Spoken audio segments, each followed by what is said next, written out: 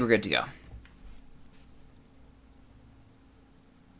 Hello everyone, my name is Rituro, but you could just call me Mr. Unemployable. We have hit the halfway point of the 2019-2020 League 2 season with Grimsby Town. Our featured match today will be against York City, currently in 9th. Should be a decent challenge for us sitting in 14th. They're still comfortably mid-table, clear of relegation by a decent amount. 12 points for Southend, so good. 17 points clear of the drop.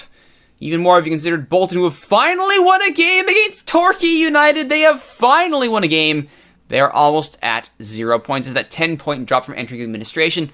Before we get into that, though, let's check in on the international front with Canada. You thought I was going to say Nigeria. Admit it. You thought I was going to say Nigeria, and we will be checking in there ever so shortly. But first things first, we have to go see how Canada are doing in World Cup qualifying. They are currently, as predicted, in the top 2 of the group, along with the United States.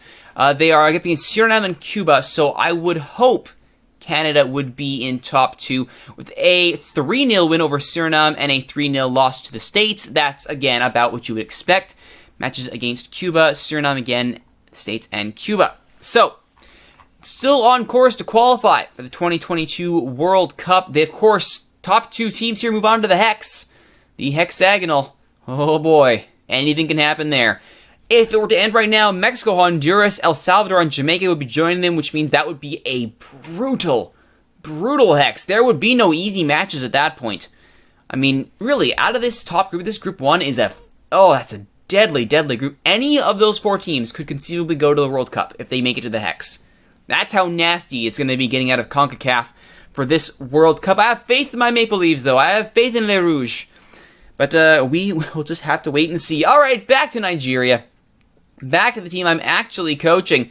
How have they been doing? Well, as you can see, we still have our problems here with the squad depth, though. Joseph Kolawole is perhaps our best prospect in goal. He has some potential, we think. He's currently playing with Enyimba. Does he hit that potential? That remains to be seen.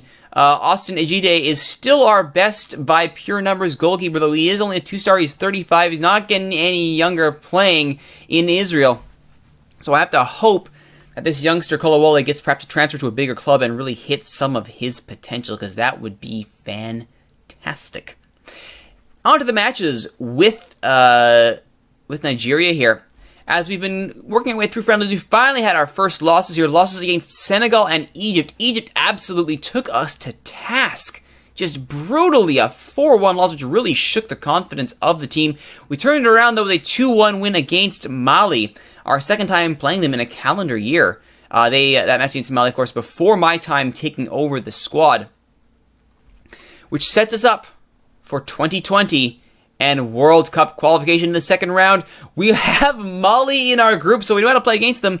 Congo and Guinea-Bissau, which makes us the favorites. That actually puts us as the favorites in this group. Of course, only the winner moves on to the third round, so we are expected to win this group and move on to the next stage of qualifying from Africa.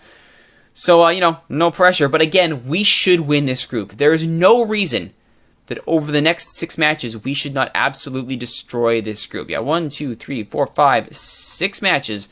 No reason we shouldn't win this group. So, pressure's on. Can I prove that I have built enough of a squad, or at least trained enough of a squad, to be coherent enough to survive World Cup qualifying? That's what we will have to see in 2020, once we finish this year.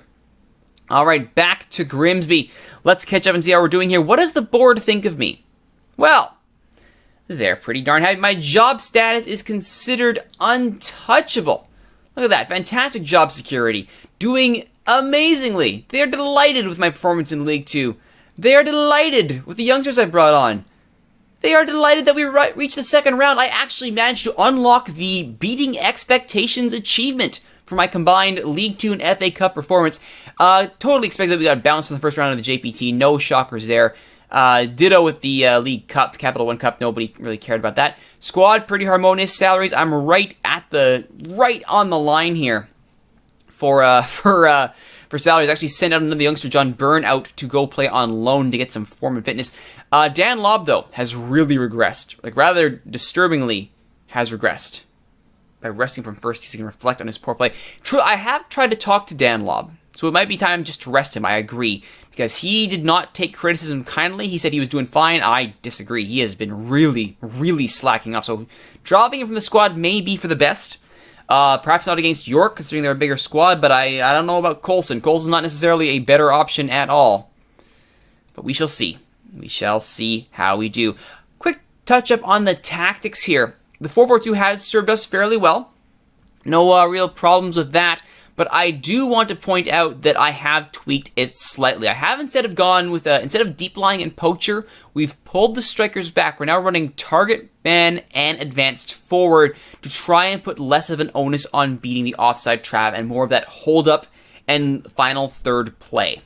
And it's been doing quite well for us, as we'll see in the schedule rundown in just a bit, but we have tweaked the offense as well. We have also tweaked, I have relented on my anchorman role here for the defensive midfielder, which I really like that A-mid role. The anchorman, not A-mid, that's attacking mid, the anchorman role. But I have gone back to defensive mid just to ease off on Brimmer's requirements to do headers, because Brimmer cannot head a ball to save his life. 6, jumping 8. No, not good enough. And he's been resisting header training as well. Not good. So we're putting him out of a D-mid role, let him play more of the ball at his feet. Let the defense worry about the headers. Speaking of defense, Josh Thompson is finally back from his knee tendonitis. He's finally recovered from that 5 months of injury. He is still completely and in no way fit for matches. But I'm so eager to get him trained, to get him up and running so that he can please finally slot in next to Alex Grant, as I have been hoping he would do from the beginning of the season. Goodness knows I would like to put him there, because Dion Conroy's development has been horrible, and matches that I played him in have not been good at all. Let's take a look at those matches here from our schedule. The first match we played since last episode was against Bolton, a 2-1 win. It required an own goal to win it, which is a little bit depressing that we are still playing down to the level of our opponents, which I am still very concerned by. We did lose 3 players to injury. Thankfully, not all of them were long-term, which is very good, because you can't afford that. We then followed up with the match against our rival Scunthorpe, and wouldn't you believe it, 8,000 people showed up at Blundell Park, setting a new record for gates, a $200,000 take at the gate. That was wonderful. Wonderful indeed. Followed up quite nicely. Drew Southend again, played down to the level of the opponent. 0-0 draw against Tranmere. At least we're taking points, which is good, because I cannot tolerate this playing down to our opponents for much longer. I don't know, and again, you'll see why. We did beat Worcester City, though, in the FA Cup first round. Picked up a nice 120,000 television fee for that nice, very solid thumping win. Should have and really should have been more. Really should have been more. But Quinn really managed to put those 2 goals in. One on penalty, the 67th minute strike to seal it. Great effort by everyone, just not enough ball in the back of the net. Spencer actually managed to see the pitch here, recovering from his injury. We then got spanked by Doncaster, the team that was stealing so many players from me in the offseason. Jamie Thomas, unstoppable hat-trick. We just could not shut him down, which was our undoing there. Shrewsbury Town, that was a pretty good draw, actually. Shrewsbury performing well in the league this year. Then a loss to Burton Albion, lost in the League Cup to Forest Green, who have been one of the surprise teams of the year. A 2-0 draw against Northampton, which is a good result. 2-1 win over Barry, which you would expect. And then a 1-0 loss to a tough Barnet side. Very, very tough. We did actually hold them quite nicely. You see some good ratings here on defense. We held this side quite nicely. That 1-0 goal there, that goal by Ali Yilmaz, was a well-headed strike. Managed to hold off quite a few other ones, though. Which brings us to this match against York City. We'll once again be trying to hold at the back. It's a very good York side. 4-1-4-1 is their preferred formation, which means I'll be going with the 4-4-2. I was actually criticized very roundly by the press for playing the 5-2-3 against Barnet. They didn't like that sort of tactic at home. Message received. We're going to the 4-4-2. Larauri is still nursing an injury, so he will not be starting this match. McKenna will get that start up front. And I guess that means Nganzi will come in. Eves had a bit of an off match. He's feeling pretty bad about not being able to score. I agree. So we'll put Spencer in with Pike on the bench. That's how it's going to have to be. Not so sure about putting Fry in. Actually, the more I look at that. Do I put in Conroy? I mean, he needs time to develop. And in theory, he should be okay. His jumping is horrible, though. All right. Prove to me you can do better, Dion Conroy. Prove to me you've got it. Let's have a go. A win would be amazing. I'm not expecting it. A draw would be fantastic. And indeed, the pre-match predictions say that York are going to win this. Let's see if we can prove them wrong. Give these fans their money's worth. They are buying it. They're buying what I'm selling. I have faith and they agree. All right. At Blundell Park. Ooh, the new Saints boss. Welsh boss Harrison is at the stands here. Very interesting. We'll go into the split here. I saw a comment on YouTube. Thank you, by the way, for leaving the comments that the lag was starting to catch up here. And yes, that does happen when I stream and go full screen at the same time. The lag does kick in rather severely. My apologies. We'll go with split view here. That should hopefully make things a little easier for all of you to watch at home. We're actually holding possession very strongly in the opening minutes here. Very strongly indeed. York can't even get the ball. Ooh, a bit of an injury there, though. That's not good. Yellow card now for Swad Thomas, who has been very disappointing. That will be my biggest... when the transfer window opens, I won't have the budget space to sign anybody still. But what I will want is to start trying poaching people on non-contract sign, on free transfers for next season. If I can sign people to a pre-contract and start stocking the cabinet with fullbacks for next year, that would be fantastic. Oh, good save by McCown. That was very suspect defending there. Conroy, what are you doing? Not good. Clear-cut chance for York, absolutely. Average rating slightly favoring us. We still have possession. Pybus gets his own yellow. Our passing has been great. Holding to 0-0 is actually quite good for us. You can still win today, boys. Yeah, I know you can. Yeah, let's get... Oh, do I leave Conroy in? That's the trick, right? If I leave him in and he's horrible, that's on me. But I want him to get minutes so he can improve his development. McKenna is just stinking the joint up. I may have to bring Linganzi in. That's not a role I want to play Linganzi in at all. All right, let's work the ball into the box. Our possession's doing great. I also want to try early crosses. Let's see if that helps our situation here. Turn this possession into something substantial, as the saying goes. It's fun, we've hit the halfway point. We have not yet played against Wolves. We'll be playing them twice in the back half of the season. That ought to be fun. Okay, that's not good. McKenna is down for the count. Hopefully, no. Hopefully that's not a long-term injury. They gotta bring in Linganzi. Not a position I want to play him in. Oof. Alright, Linganzi. Show me what you can do. Quinn is getting exhausted. Yeah, I agree. Peters, eh? He's a left back. Yeah, their strikers have been kept under wraps quite nicely here. So let's go ahead and bring on Pike. See if he can open this thing up.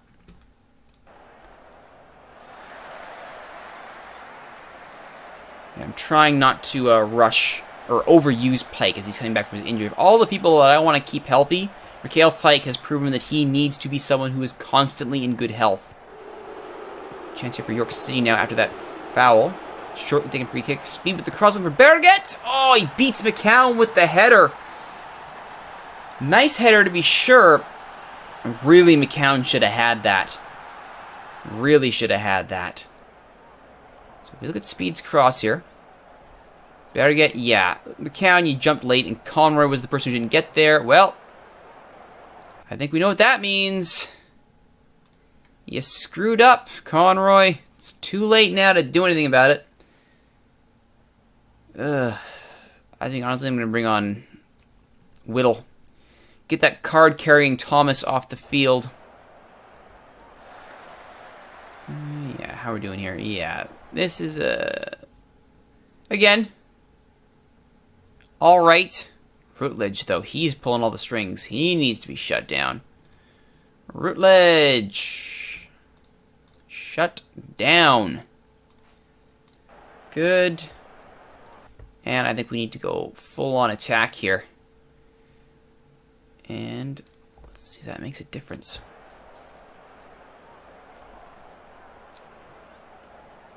82nd minute. McCourt with the corner near post. Grant! Oh! Saved by Cornell! The near post flick on. Oh, it works for everybody else. Why doesn't it work for me? Lob with the throw. Spencer now in the area. Back to McCourt. McCourt brought down. Lob. Crosses. Nothing further comes of it.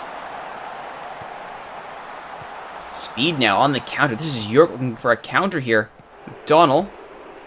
Rutledge. Inside Conroy. Conroy gave the ball. I didn't even realize it got off the back of his boots. That was very nearly a disaster. Come on, boys. Find me that late winner. Find me that... Oh, maybe. Find me that late winner. Whittle to Clay. Whittle. Clay starting in place of Baldwin this match. Felt he deserved it to run on the side. Long shot by McCourt. That's not going to hit the target. 7 shots on target. Man, McCown's done his job.